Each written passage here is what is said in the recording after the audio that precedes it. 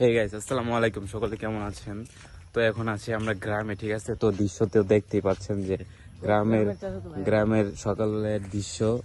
আর এই যে হচ্ছে গ্রামের চাচাতো ভাই, সেটা তা তো বুঝতেই পারতেছেন। যাই হোক, অনেক একটা ভালো একটা ফিল আসতেছে গ্রামের। আর এই যে এখানে সাইডে একটা এই যে কি জানি বলে, গাং নাকি পুষ্কনি, যাই হোক এটা পুষ্কনি না, এটা গাং গাং, ঠিক আছে? তো এখানে এই যে এইটা দিয়ে মাছ কিভাবে মারা হয় জানো তুমি? হ্যাঁ, তো এটা হচ্ছে যে এই জায়গায় বাইরে রাখছে এটা খুললা এদিকে আনবো, আনার পরে এটা জাল ফালামু, তারপরে ফালানোর উপরে তুলে টান দিলে মনে করেন সব ক্লিয়ার।